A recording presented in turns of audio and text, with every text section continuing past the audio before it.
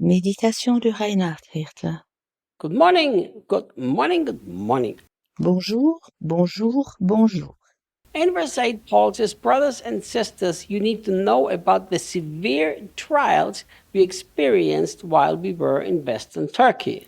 Paul dit au verset 8, Frères et sœurs, vous devez savoir par quelles difficultés nous sommes passés lorsque nous étions dans l'ouest de la Turquie. It's really interesting that so far Paul just talks about the whole general idea about suffering and how God wants to redeem it. C'est vraiment intéressant que jusqu'ici, Paul n'a parlé que des souffrances en général et que Dieu veut les racheter.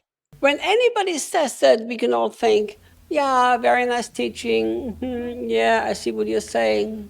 Alors chacun pourrait penser, oui, très bien enseigné, je comprends ce que tu veux dire. But now Paul is making it very clearly by telling them exactly what they went through, that his share of suffering beats almost anything we've ever heard. Cependant, Paul devient très concret en leur expliquant ce qu'il a dû personnellement supporter et que son calvaire dépasse presque tout ce dont nous avons jamais entendu parler. He's not just saying they need to hear about the trials, but the severe trials they experienced. Il ne dit pas seulement qu'ils doivent entendre parler de ces épreuves, au contraire, des grandes épreuves qu'ils ont endurées. Sometimes when I go through a difficult time, I on purpose read this part of this chapter. Si parfois je passe par un temps difficile, je lis très consciemment cette partie du chapitre. I have learned a very powerful life lesson from my wonderful son Daniel. J'ai appris de mon merveilleux fils Daniel une leçon très puissante.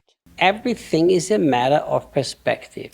Tout est question de perspective. When I go through a difficult time, from my perspective, it's the most difficult situation in the world. Lorsque je passe par un temps difficile, selon ma perception, c'est la situation la plus difficile du monde.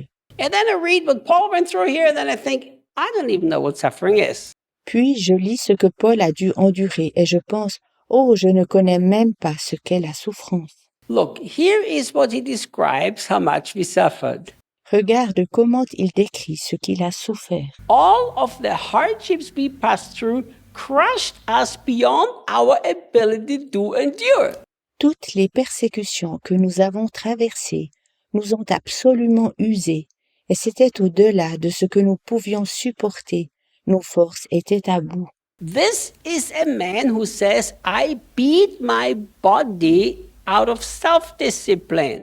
Cet homme a dit qu'il a frappé son corps par autodiscipline. This is the man who said, I'm willing to suffer for Christ and to die for him. C'est cet homme qui a dit « Je suis prêt à souffrir pour Christ et de mourir pour lui ». This is the man who was in prison and said, rejoice in the Lord. And I tell you again, rejoice. Cet homme était assis en prison et disait « Réjouissez-vous dans le Seigneur » et je le répète « Réjouissez-vous ». This is the man who is in prison, his feet in the stock and his back is bleeding terribly and nobody brings him any relief. C'était cet homme qui était en prison avec les pieds dans les blocs, avec un dos ensanglanté, sans que personne lui apporte quelque soulagement. And at midnight he doesn't complain, but he starts to sing praises to God. Et au milieu de la nuit, il ne se plaignait pas. Au contraire, il louait Dieu. That same man says, what we have passed through crushed us beyond our ability to endure. Le même homme dit « Ce que nous avons enduré nous a tant épuisés que nous ne pouvions plus le supporter. » So Paul is not saying, I had a migraine headache and God comforted me in that. Now I can comfort you too. Paul ne dit pas « J'avais la migraine et Dieu m'a consolé, alors maintenant je peux aussi vous consoler. » Paul is not saying, they fired me because I stood up for my Christian values. Now I have to find a new job. Il ne dit pas « Ils m'ont licencié car je me suis investi pour des valeurs chrétiennes.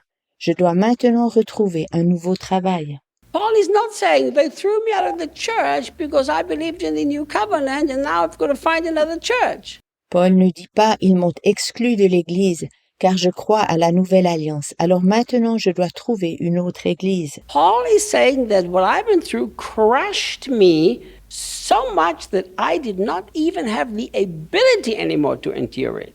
Paul dit, ce que j'ai enduré m'a tant usé que je ne pouvais plus le supporter. I want you to remember that exactly in this context, he says, God is the God of our comfort. Je veux que tu te rappelles qu'il dit dans le même contexte que Dieu est le Dieu de toute consolation. I love so much that he talks about the God of comfort, the God of mercy, and then tells us in what situation he's the God of comfort. J'aime bien qu'il parle du Dieu de toute consolation et de la compassion, puis il explique dans quelle situation il l'a expérimenté, comment Dieu est celui de toute consolation.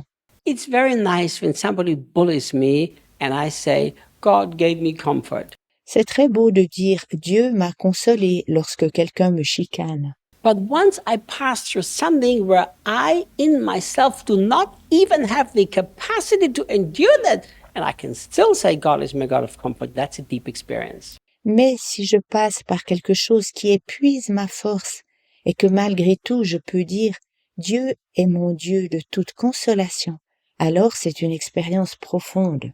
Paul was not a quitter. Paul was not the kind of guy who gives up. Paul n'a jamais abandonné. Paul n'était pas un homme qui capitulait. Remember, if you read the entire New Testament epistles and also study Acts and the life of Paul a little bit in history, Lorsque tu lis l'entier des lettres du Nouveau Testament, puis aussi les actes des apôtres, et que tu étudies un peu la vie de Paul dans l'histoire de l'Église, Paul was a very, very tough guy. tu découvriras que Paul était un gars très très rude. Not only did he say to us here that he did not have the ability to endure this anymore, but he says something else. Ici, il ne dit pas simplement qu'il ne pouvait plus le supporter, il dit encore autre chose. He says, we were so completely overwhelmed that we were about to give up entirely. Il dit, nous étions venus à abandonner tout espoir de nous en tirer vivants. Nos forces étaient à bout. In other words, the guy who never gives up say, there was actually a situation that I was ready to quit. En d'autres mots, le gars qui n'abandonne jamais dit, il y eut véritablement une situation dans laquelle j'étais prêt de tout abandonner. And you know why he did not quit in that situation? Because obviously he felt like quitting. Sais-tu pourquoi il n'a pas abandonné dans cette situation? Car manifestement, il avait envie de tout abandonner. Because he had understood that he can use the most extreme suffering that exists or he can waste it, and he chose not to waste it. C'était à cause de ce qu'il avait compris que la souffrance la plus extrême peut être soit utilisée ou gaspillée, et il se décida de ne pas la gaspiller. In my late teenage year, I began to think a lot of philosophical thoughts and tried to find any sense in suffering. Dans mes années de fin d'adolescence, je commençais à philosopher et j'essayais de trouver un sens à la souffrance. Because there's so much suffering in the world and it bothers me, it always bothered me.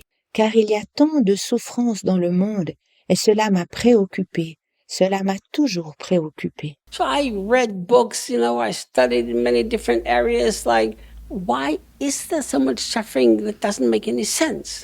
Alors je lus des livres et je me suis occupé de plusieurs idéologies afin de comprendre pourquoi il y a tant de souffrance sans raison.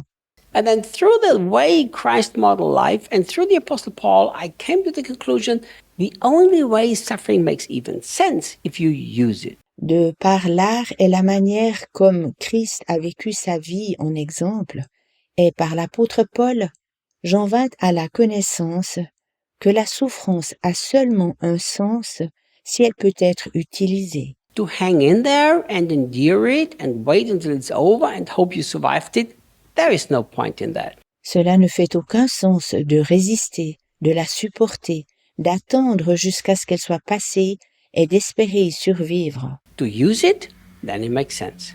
Utilise ta souffrance, alors cela fait sens. See you tomorrow. À demain.